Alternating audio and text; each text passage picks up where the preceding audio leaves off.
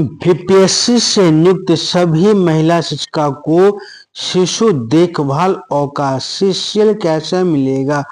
जी हाँ दोस्तों, आज का यह वीडियो मेरा बीपीएससी से बहाल महिला शिक्षकों के लिए बहुत ही इम्पोर्टेंट है, या उन महिला शिक्षकों के लिए इम्पोर्टेंट है जिनको शिशु देखभाल अवकाश की आवश्यकता है, सीसीएल की आवश्यकता है, या आने वाला समय में सीसीएल की आवश्यकता पड़ने वाली है।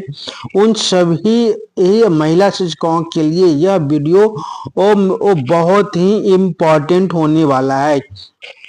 इम्पोर्टेंट इस मामले में होने वाला है कि महिला शिक्षकों को सीसीएल मिलेगा कि नहीं मिलेगा, यदि मिलेगा तो कैसे मिलेगा, उसका प्रोसेस क्या होगा, इन सारी चीजों के बारे में हम इस वीडियो में आपको बताएंगे।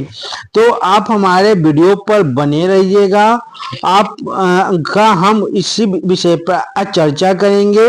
उससे पहले मैं हूं कौशल, आप देख रहे हैं कौशल ब्लॉग। हमारा वीडियो फेसबुक पर देख रहे हैं तो फॉलो कीजिएगा, यूट्यूब पर देख रहे हैं तो सब्सक्राइब कीजिएगा, ताकि आप सभी के लिए इम्पोर्टेंट वीडियो में जो लाते रहता हूं उसका नोटिफिकेशन सबसे पहले आपको मिल सके। तो आइए जानते हैं कि महिला शिक्षकों को, चाहे वे विशेष शिक्षक हो, बीपीएससी से नियुक्त शिक्षिका हो, उनको सीसीएल का अवकाश कैसे मिलेगा, का शिशु देखभाल अवकाश कैसे मिलेगा और कितने दिन का मिलेगा और एक बार में कितना छुट्टी ले सकते हैं, इन सभी चीजों के बारे में आज हम जानेंगे।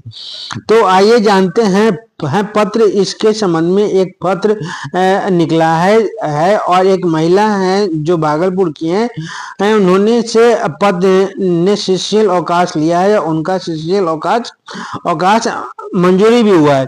तो उस पत्र को हम देखेंगे और उससे जानेंगे कि कैसे ले सकते हैं।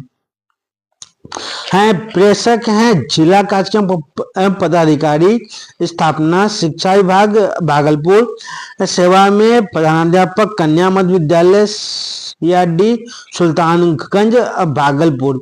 श्रीमती काजल कुमारी विद्यालय अध्यापिका बीपीएससी टीआरई 1 का शिशु देखभाल अवकाश की स्वीकृति के संबंध में यह पत्र जारी हुआ है। तो इस पत्र को हम देखते हैं। इसमें कहा गया है कि उपर्युक्त विषयक अंकित करना है कि श्रीमती काजल कुमारी अध्यापिका बीपीएससी टीआरई 1 मध्य विद्यालय डीआरडी सुल्तानगंज भागलपुर के द्वारा बिना आपसे अग्रसारित कराए दिनांक 14/12/25 से शिशु देखभाल छुट्टी पर जाने के लिए अनुमति हेतु हस्ताक्षरी कार्यालय में आवेदन समर्पित किया गया था समर्पित की है। तो यह आपको इससे यह स्पष्ट हो गया कि आपको शिशु देखभाल जो अवकाश है वह बिना हेडमास्टर के, बिना प्रधानाध्यापक के अग्रसारण के आपको जिला कार्यक्रम पदाधिकारी के कार्यालय में सबमिट नहीं करना है। पहला पॉइंट तो यहाँ क्लियर हो गया। दूसरा पॉइंट है कि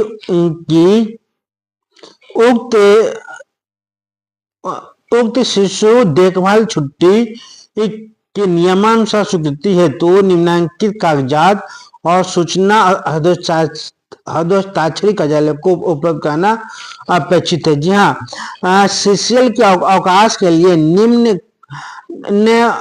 कागजात और सूचना न कार्यालय को चाहिए, जिसमें यह पहला पॉइंट है कि प्रथम या द्वितीय जीवित संतान के लिए ही शिशु देखभाल छुट्टी उपभोग करने संबंधी प्रथम दंडाधिकारी से निर्गत शपथ पत्र मूल रूप में चाहिए। जी हाँ,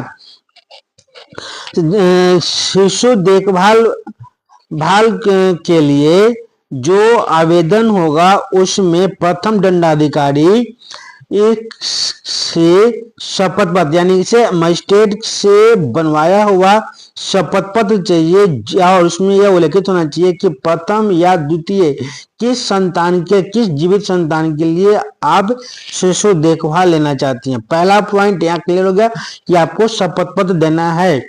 दूसरा पॉइंट है कि बिहार सेवा संहिता के नियम 220 के आलोक में शिशु देखभाल छुट्टी की नियमानुसार मंजूरी हेतु उक्त विद्यालय अध्यापिका से इस आशय का असैनिक शल्य चिकित्सा सिविल सर्जन के अधीन गठित बोर्ड से निर्गत चिकित्सा प्रमाण पत्र प्रस्तुत किया जाना अपेक्षित है। बिना शिशु की स्थिति ऐसी है कि बीमार शिशु की स्थिति ऐसी है कि उनकी मां का व्यक्तिगत रूप से उस पर ध्यान रखना आवश्यक है तथा शिशु के समीप सरकारी सेविका रहना नितांत जरूरी है। तो आपको बच्चे का मेडिकल सर्टिफिकेट भी आप आवश्यकता है सिविल सर्जन से। जी हाँ, शल्य चिकित्सक अधीक्षक या सिविल सर्जन से के द्वारा निर्गत किया हुआ मेडिकल प्रमाण पत्र की आवश्यकता होगा का संतान का, जिसमें यह वर्णन होगा कि आपको उसके पास रहना नितांत आवश्यक है। दूसरा पॉइंट हो गया शपथ पत्र, पहला हो गया शपथ पत्र, दूसरा हो गया मेडिकल सर्टिफिकेट, तीसरा हो गया विभागीय ज्ञापन 1444 दिनांक 2/6/2025 की कनिका 4 के आलोक में घट प्रतिवेदित करना सुनिश्चित करेंगे कि विद्यालय में पदस्थापित कुल शिक्षकों के अनुपात में ऐसे अवकाश की मंजूरी से विद्यालय के शैक्षणिक गतिविधि गंभीर रूप से प्रभावित नहीं होगी और न ही विद्यालय का प्रशासन व्यवस्था भंग होगी।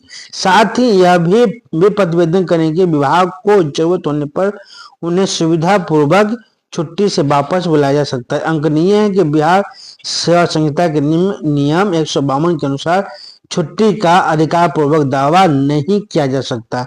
यदि लोक सेवा के लिए नितांत आवश्यक हो तो छुट्टी स्वीकृत करने हेतु सक्षम प्राधिकार अपने विवेक से किसी प्रकार की छुट्टी को अस्वीकृत या रद्द कर सकते हैं। जी हाँ, आपको आवेदन में यह भी मेंशन करना है कि आपको सीसीएल प्रदान करने से विद्यालय का शैक्षणिक माहौल खराब नहीं हो शैक्षणिक शिक्षण कार्य प्रभावित न हो या अनुशासनिक या प्रशासनिक कार्य किसी भी तरह का प्रभावित न हो, ये आपको नहीं होगा। ये आपके आवेदन में वर्णन हो और यदि आवश्यकता पड़ती है तो आपका शिष्य अवकाश कैंसिल करके आपको पुनः कार्य पर बुलाया जा सकता है।